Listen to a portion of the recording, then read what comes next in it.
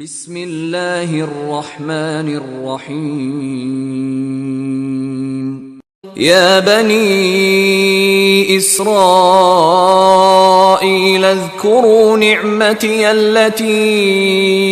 أنعمت عليكم وأني فضلتكم على العالمين واتقوا يوما لا تجزي نفس عن نفس شيئا ولا يقبل منها عدل ولا تنفعها شفاعة ولا هم ينصرون وإذ ابتلى إبراهيم ربه بكلمات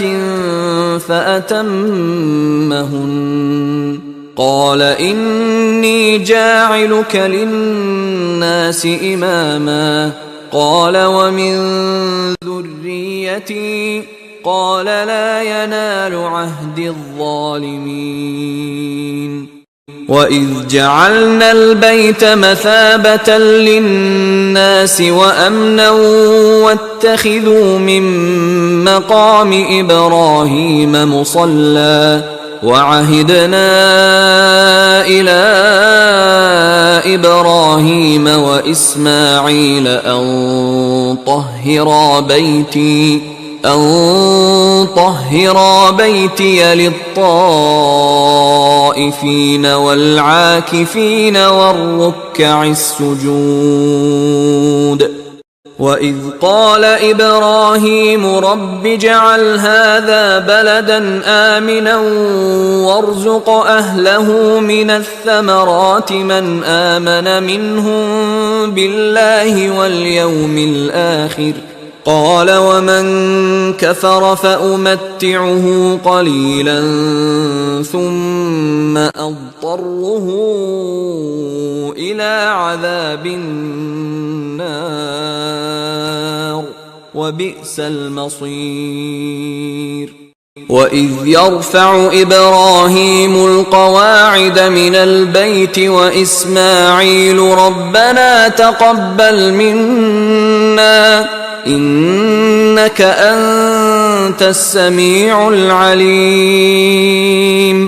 ربنا وجعلنا مسلمين لك ومن ذريتنا أمة مسلمة لك وأرنا مناسكنا وتب علينا إنك أنت التواب الرحيم ربنا وبعث فيهم رسولا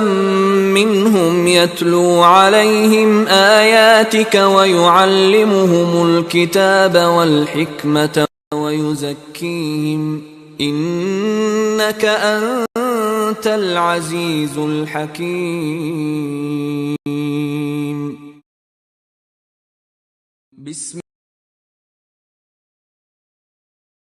দয়াময় পরম দয়ালু আল্লাহর নামে।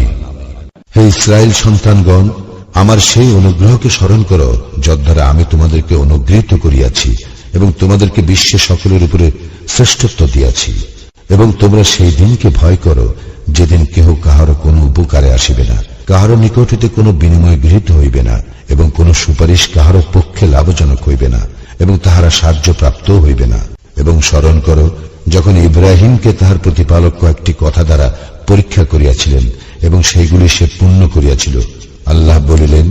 আমি তোমাকে মানব জাতির নেতা করিতেছি। সে বলিল,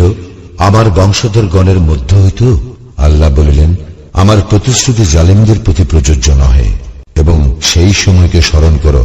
যখন আমি কাবা গৃহকে মানব জাতির মিলন কেন্দ্র ও নিরাপত্তা স্থল করিয়াছিলাম এবং বলিয়াছিলাম, তোমরা মাকামে ইব্রাহিমকে সালাতের স্থান রূপে গ্রহণ করো এবং ইব্রাহিম ও ইসমাইলকে তাওয়াফকারী ইতিকাফকারীর রুকু ও সিজদাকারীদের জন্য আমার গৃহকে পবিত্র রাখিতে আদেশ দিয়াছিলাম। স্মরণ করো যখন ইব্রাহিম বলিয়াছিল, হে আমার প্রতিপালক, ইহাকে নিরাপদ শহর করিও, আর ইহার অধিবাসীদের মধ্যে যাহারা আল্লাহ ও আখিরাতে ঈমান আনে তাহাদেরকে ফলমূল হইতে জীবিকা প্রদান করিও। তিনি বলিলেন, যে কেউ কুফরি করিবে তাহাকেও কিছুকালের জন্য জীবন উপভোগ করিতে দিব, অতঃপর তাহাকে জাহান্নামের শাস্তি ভোগ করিতে বাধ্য করিব, এবং কত নিকৃষ্ট তাহাদের প্রত্যাবর্তন স্থল। স্মরণ করো, যখন ইব্রাহিম ও ইসমাইল কাবাগৃহের প্রাচীর তুলিতেছিল, তখন তাহারা বলিয়াছিল, হে আমাদের প্রতিপালক, আমাদের এই কাজ গ্রহণ করো,